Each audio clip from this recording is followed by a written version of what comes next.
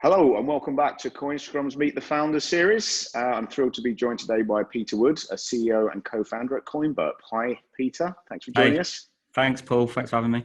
No problem at all. CoinBurp has been, for those that don't know, CoinBurp, you've actually been around for a number of years now. We'll come on to that in a little bit, but we're also mostly here to talk about your new product, which you're in the process of launching as well.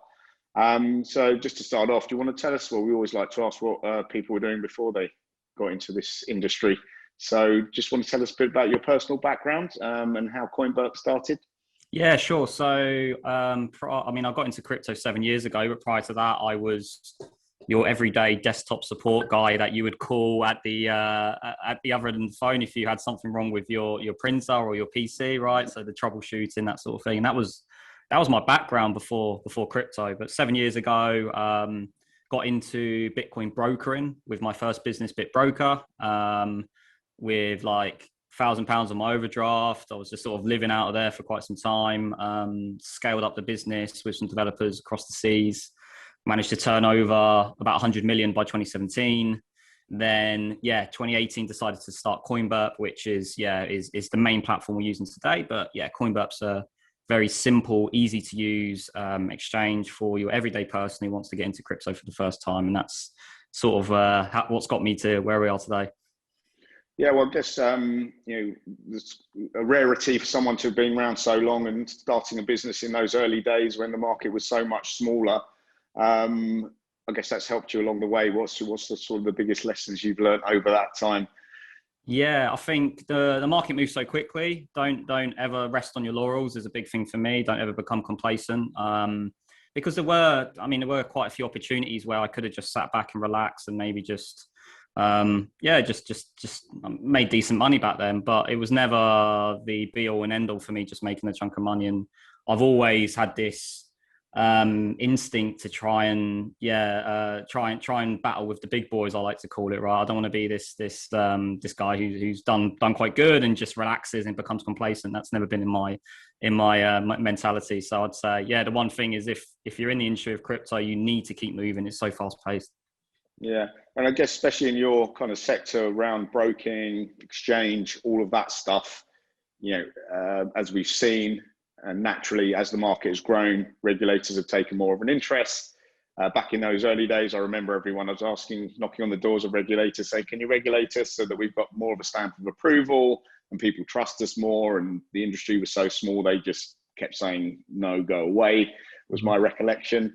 But obviously now, because the market's so big and there is concern about, retail participation, and that's always a concern of regulators. I guess you've been through all of those steps and along that journey, but you've been keeping up with it all. And so as a foundation, you built a solid broking business, which is becoming compliant in tandem with the regulations as they materialize. So that's the foundation, which I guess now we've entered this world of, DeFi and now NFTs. And it's just another thing that regulators are going to want to be catching up on. And the reality is that I think most people working in DeFi and building within DeFi recognize that, if they want to scale, they're going to have to be compliant or provide the optionality for people to be compliant. At least I think that's probably where it'll head. So as we move towards that world, I guess you're in a good position to take advantage of that because you've done the groundwork, where you sit in terms of what's coming in terms of on the regulatory side of things. So, we're here to talk about your new product today. So do you want to tell us a little bit about that, and then we can kind of see how all these pieces will fit together? Yeah, just to touch on what you mentioned there, I sort of see it as like a second cycle, right? When I first started brokering, that you had a very big generalization, but you had two buckets of people who were forward thinking, understood that regulation, AML, KYC, CTF sort of policies and processes need to be built into you, or people understand it is still the Wild West and I'm just going to try and get away with it for as long as I can before regulation comes around. And I took the former, right? I'm very much forward thinking. I want this business to be around for 10, 20 years to come. I don't want to try and make a load of money in 6 months and then do a runner. It's not how I feel business should be done. And the same applies to DeFi, like you said. again, people will try their luck. You'll have some companies pop up and say, look, we can get away with DeFi and no KYC, no AML for so long. But I think we're in the same situation I was a few years ago, where it is a matter of time before the regulators come knocking on the door and try and regulate the AML and KYC, so and enforce that sort of stuff for DeFi users. So yeah, that's exactly our play, right? What we're building here is what we're calling Coinbase for NFTs, and it's the idea that we can do custodial NFT purchases with fiat. And what we currently have in the space is that, yeah, if you want to buy an NFT from OpenSea, right, you need to have an understanding of non-custodial wallets, how to purchase Ethereum, right? It's quite technically savvy. But what we can do through our integration with BitGo is we can leverage that technology with our fiat on-ramp that we already have already, and enable this, what I feel is locked value in a lot of these blockchains, but we're focused on Ethereum initially. But what we're saying is that the on-ramp into purchasing NFTs at the minute is so tricky for the everyday user. There's obviously demand from your general retail user on NFTs, but when they come to a YouTube video or Google and find out that they got to download a MetaMask wallet and back up 12 words for a backup key, and then it just becomes too confusing. So the majority of retail users will fall off that, and we're looking to solve that. Yeah, no, it does make a lot of sense. I do think the people building around NFTs seem to have grasped that quite early on. I've seen some other platforms that are taking that complexity out of the user's hands and enabling fiat payments with a credit card, and then under the hood doing all the conversions that are needed. So it's the right direction, but I guess you're looking at this more holistically. And I guess you said Coinbase for NFTs. It's really kind of a banking system for this, which brings together all of the elements and the user journey from fiat through to crypto to DeFi and NFTs all in one place. So do you want to just talk a little bit more about the product and how it breaks down? Obviously, you've got a roadmap to roll things out. I'm assuming DeFi, access to the DeFi markets will ultimately be part of this as well. So just want to just kind of run us through what is on your roadmap and what you're kind of delivering in the coming months. Yeah, sure. So what we've already released into iOS and Android app stores is our DeFi wallet. So we actually have two apps existing on both the app stores at the minute. You have CoinBurp, the CoinBurp app, which is our original centralized exchange type app, which has been around in the app stores for about a year and a half. And then I think about 3 months ago in March, we released the CoinBurp DeFi wallet, which is a non-custodial wallet, which people can use. It's got Wallet Connect functionality built in. So yeah, if you're using a desktop browser and you want to interact with, say, Uniswap or any of these DeFi players, right, you can just scan the QR code within the app, and you can do these interactions and approve the transactions on your phone, right? The goal is, and what we will be building by the end of this year, is a blend of CeFi and DeFi within the single app. So for us, what we feel that provides is the best of both worlds. You can have within the single app probably like a sort of swipe functionality, where if you swipe to the left, you've got the custodial wallet. If you swipe to the right, you've got the non-custodial wallet. But we allow the fluid movement of funds between the two wallets, and the users that we can attract onto that type of wallet can be one person who maybe only wants to do the custodian wallet, only wants to do the non-custodial wallet, or they like the blend of both. So we feel we can cater to multiple markets, and that's our big goal. But Coinbase for NFTs, right? It's a proof of concept. It's to prove that through our custodian wallet that we have with BitGo, we can enable these interactions with DeFi space. And to begin with, it's just NFTs. But once we prove that concept and show it works, we are going to be moving on to other verticals within the DeFi space, and not only in Ethereum as well, right? Because there's a lot of great stuff being done on the other blockchains as well. So blockchain agnostic is a big thing for us, as well as being able to integrate to multiple verticals. Yeah, and I mean, I think user behavior is always the biggest challenge, isn't it? Especially with any new technologies, it's the fear factor for most people, and rightly so. Values. You're not just losing a password or access to a website here. You're potentially losing value.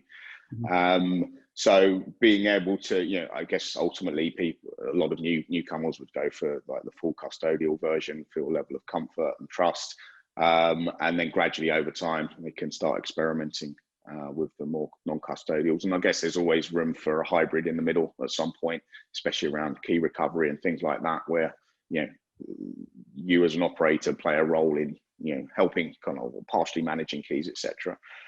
So what have you actually, because you've, you know, over the last few years built up your own customer base and audience, so what's the feedback been from your existing client base? And, you know, they have, I guess, varying levels of experience. What are you actually hearing from them?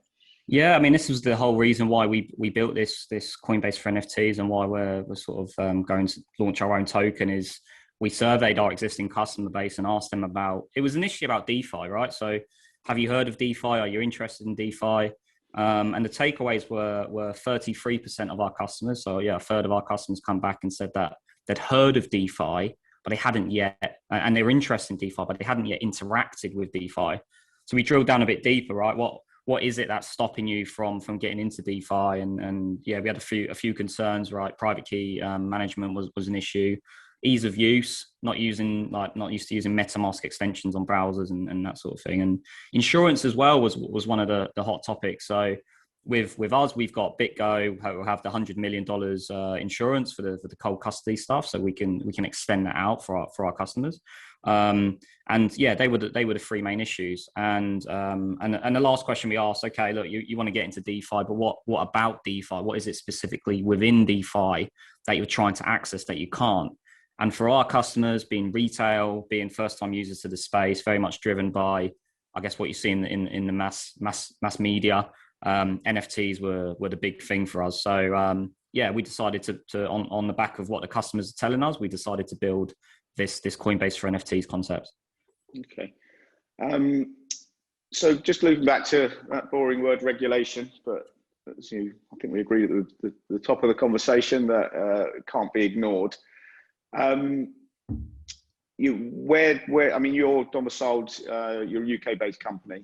Mm-hmm. We know there's been some issues, delays with the FCA. They put out a framework for registration for firms dealing with crypto assets here in the UK. And I know that's been a bit of an arduous process, it seems, and they've been slow in issuing authorizations. Where are you at in that process? Are you looking further afield as well? What's your views on how the UK is positioning itself within the crypto industry at the moment? Yeah, so our current state of play is we put in the application. I'm trying to recall how long ago it was. It must be like 9 or 10 months. I think it's around that time, right? And we're in the same point of time when we first submitted the application, right? When you first submit it, you wait for a case officer to be assigned to your case and they can start reviewing your documents. We're still in the same position 10 months later. We've had no case officer assigned. We haven't had any interactions with the FCA, although we've been chasing them, trying to get an understanding, because us as a business, right, this uncertainty is not good for us. We want to know that we're compliant and we're okay. I mean, I've heard stories where a case officer has been assigned to some companies and they've been told to pause their crypto transactions, right? And that's just, for a business that's operating out of the UK, it's just like it's like horrible to even think that's a possibility. So my approach on it, we are exploring other jurisdictions. We will feel it's so unfair what's happening to the crypto companies here in the UK. They're just, FCA are clearly under-resourced and under-skilled. I think there's something like 80 or 90 on that temporary registration, as we are on that list as well. But we're exploring a number of jurisdictions like Gibraltar, Estonia, Lithuania, Isle of Man. And yeah, I think that the likelihood is that we are going to move to one of those jurisdictions and run it out of that country, purely because we're just not confident in the FCA's handling of these crypto asset registrations. And I imagine the same sentiment is echoed with other companies in the space in the UK too.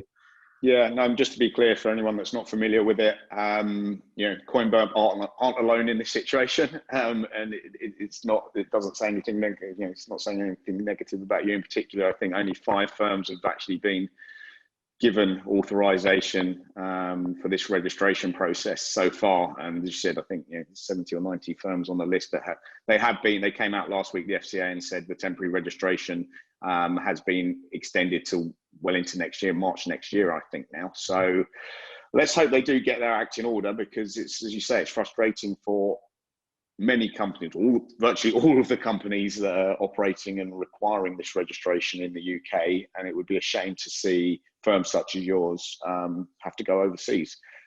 So let's hope that does turn out for the positive in the long run. Now, Ished, you've always been someone to think ahead about, okay, regulation of some sort is going to happen. Ideally, we want a better type of regulation specifically for this industry. And we also hope that the industry itself can prove that it can build tools which are probably better than regulators currently have at hand in the traditional markets and traditional financial system at present.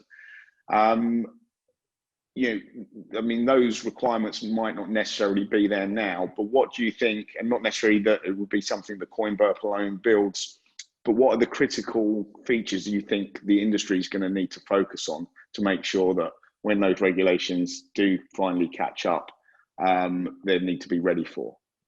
Yeah, so I mean, I think a lot of the tools are built already, but it's one of the things that we're looking forward, again, as part of our approach looking forward is like KYT, right? Know your transaction monitoring tools like Chainalysis and Elliptic. It's understanding that, I mean, this travel rule things come around, and although it hasn't been forced upon us as a UK company, we are aware of this travel rule, and I mean, I know it's akin to more banking providers and financial institutions, but they seem to be imposing that on these VASPs, these virtual asset service providers, I think it stands for. So part of that is understanding that it's quite likely that there will be some interpretation and implementation from maybe the FCA on the UK businesses and how we implement that. So again, taking a step forward to predict and understand where the market's probably heading.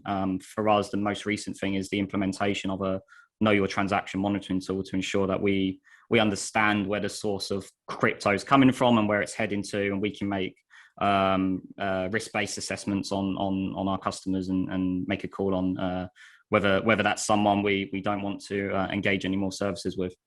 And do you think the rest of everyone else that are building significant DeFi platforms, especially the ones which are central to the ecosystem, such as the big dexes or lending platforms, do you sense that they are also kind of alert to all of this and going to be building solutions themselves or enabling solutions themselves? Yeah, it's an interesting one. I'm still sort of sitting back and watching. I'm interested to see whether, I mean, the tech behind decentralized exchanges is amazing, and I'm wondering whether this will become a new type of exchange, whether centralized exchanges will actually rely on the decentralized exchange technology, and rather than making fees themselves directly from people who match trades on their order book and they just take a little cut of that, whether they will just be the main guys adding liquidity to a decentralized exchange pool and allowing people to trade against that, and their main revenue stream will be through that. I'm aware of some. I mean, my personal feel is the technology is far more advanced in decentralized exchanges than centralized exchanges, and it's just whether the business model and the revenue streams that are currently being made in the centralized exchange world can translate well into decentralized exchange world. But it's something I'm keeping a close eye on. It's clear that a lot of the Binances are looking at DeFi. I mean, Coinbase already have their DeFi wallet out, right? They've had that out for some time. So the non-custodial wallet. So it's quite clear that there are a lot of eyes on DeFi at the minute, and us being one of them as well. Yeah, I mean, I guess it's an interesting vision that, where centralized exchanges, even before crypto, they either build their own tech, they license tech, to have their own independent order books and matching engines, and the idea that we just have like these big global order books, and the exchanges play, and within crypto it's always been blurred lines that exchanges have sort of played the role of the broker, the exchange, the custodian, everything. And the idea that there's a big global central order book, but their role is being that on and off ramp and the gatekeeper, and if things like KYC and the regulation needs to be applied, that is their role, that's their function, to be that gatekeeper. So I think it's definitely as a vision where these things could head, it is a fascinating one. And as you say, it seems to be that you guys are, already thinking about that and positioning yourselves for it. That's all sounding like you've got a lot on your plate. Where are you at in terms of, and talked about the roadmap and what you're going to be rolling out in the coming months. Where are you at in terms of funding and financing? Sure. And how big's your team right now? Yeah, so bit of a whirlwind last few months, to be quite honest with you. We, in December, decided to apply for a Web3 accelerator here in London called Outlier Ventures.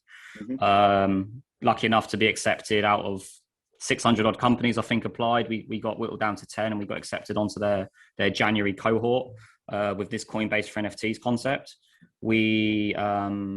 The idea, it's underpinned by our token, our Burp token, which we'll be launching as well. And we started raising capital back in March. To date, we've closed on about $5.5 million in private. We have got confirmations, and I think we will be the first project to ever do this. And I can't reveal the names just yet publicly because there's the whole marketing thing, and I need to get sign off from them. But yeah, we'll be launching on, which I think is one of the top IDO platforms in the world, simultaneously with two of the two IEO platforms, which are, I think, in the top 10 in the world, right? So we're going to simultaneously launch our token for our public sale across all three at the same time. And I think that's a bit of testament to the belief in the project. And not only because we've raised a chunk of money in private and some very strong VCs have come on board from there, but I think it shows the belief in our project and in our sustainability in the future for our token. Excellent. That sounds good. And congratulations on that progress. So just looking a bit further ahead, a bit more general, looking further out the industry as a whole, lots going to be happening in terms of new developments, given the explosion of innovation we've already seen in the last couple of years around DeFi and NFTs. What are you most excited about in the future in general for the industry? What's the biggest opportunities you see? I think NFTs at the minute, for me, people believe it had a bit of a lull period. I'm not quite sure where the market is, but of course, there's going to be chances trying to take advantage of the NFT game, and just some celebrities have jumped on the bandwagon and made a chunk of money. But I feel the underlying tech behind it is amazing. Sort of the Metaverse and the way the NFTs interact in there. So stuff that's happening within Decentraland and Sandbox, I feel that's the future. I think we're moving towards a direction where VR, like virtual reality headsets and stuff, is where people are steering to. And Sandbox are actually one of our launch partners as well. And yeah, I see it as a sort of very similar to Minecraft, but I do imagine that we are moving to an environment where NFTs play a pivotal role in the metaverse economy, the way you're able to exchange value between each other and not have to pay the game developer each time you have an asset. The interoperability of these NFTs between different platforms is huge for me. So I fully expect it to be in 5 or 10 years time. I think gaming and I think Nvidia, I think it was a large corporation, were really looking into NFT. Yeah, it was them, right? Nvidia CEO came out this week, and saying that's exactly where he sees things going as well. And I echo those same thoughts. I think in 5-10 years time, as long as we keep developing in the space and we keep great platforms like Decentraland and Sandbox in the loop, and I feel that is the direction we'll be heading. Yeah, no, I tend to agree with you wholeheartedly. And I think it's just because we are at that early stage. And I think it is user experience and user behavior. And it just, it's a case of tiptoeing along and hand holding, as I said earlier. And that's why I think, what you guys are doing is exactly positioning yourself to play that role. So that is, we're going to have to wait a while to see how it does pan out, but I'm equally confident with you that we will head in that direction. Thanks for joining us today, Peter. Really good to hear about the project. Exciting to hear how much progress you made, and got a lot of work still to be done, but we wish you every success in the coming months and years. Thanks for joining us. Appreciate it. Cheers, Paul. Thanks, Pete.